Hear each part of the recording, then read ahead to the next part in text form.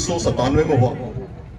उन्होंने अपनी शिक्षा दीक्षा ग्रहण करने के बाद में 2015 में इन्होंने इनकी भर्ती हुई फौज में, और फौज में इन्होंने बरेली स्थित जाट रेजिमेंटल सेंटर में अपनी मिलिट्री ट्रेनिंग की।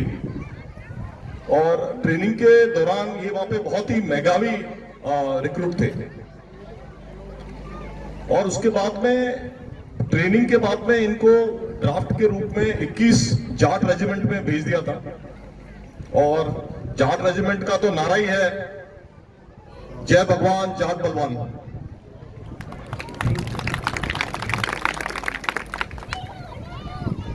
वहां पे रेजिमेंट में इन्होंने 5 साल नौकरी की और इन्होंने बहुत ही नाम कमाया। ये बड़े अव्वल थे दौड़ने में, परिश्रम में, बहुत तेज थे और कामकाज में बिल्कुल इन्होंने सबका दिल जीत लिया था। तो जब बटालियन से किसी को कश्मीर भेजा जाता है तो कश्मीर में आतंकवाद से जूझने के लिए वहां पे राष्ट्रीय राइफल्स एक स्पेशल फोर्स बनाई हुई है। तो वहां पे हर आदमी को नहीं भेजा जाता है।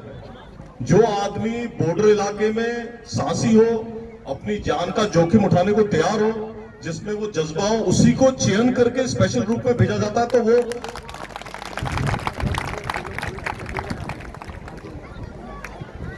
वो शहीद लक्ष्मण जी पिचकिया को वहां पे उन्होंने भेजा। तो 2020 में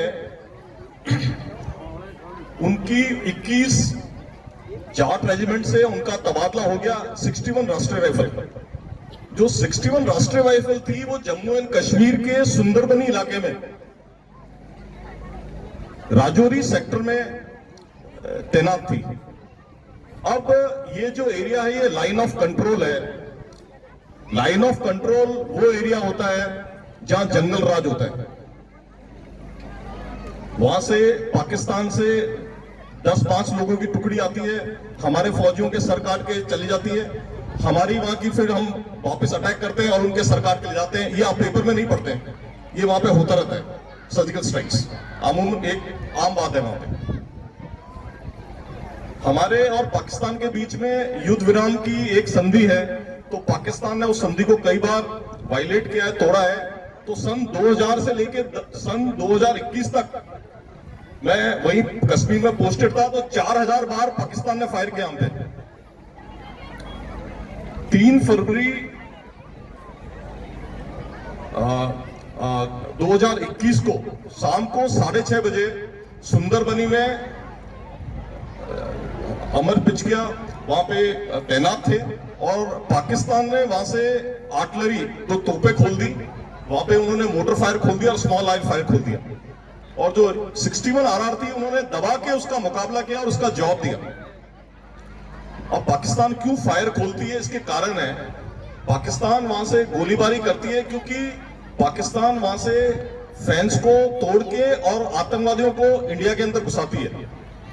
तो आतंकवादी जब इंडिया के अंदर घुसते हैं तो क्या करती है, ये हमारी इंडियन फौज को फायर वहां से भारी फायर डाल के इनको बंकरों में जाने के लिए मजबूर करती है ताकि आतंकवादी को हिंदुस्तान के अंदर घुसपैठ करने का रास्ता मिल जाए।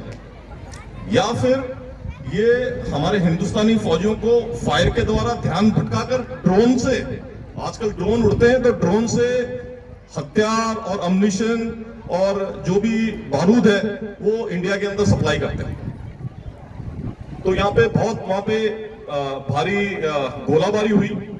उसमें हमारे जो अमर शहीद लक्ष्मण जी थे वो उसमें बुरी तरह घायल हो गए और देश की रक्षा करते करते उन्होंने अपनी प्राणों की आहुति दे दी।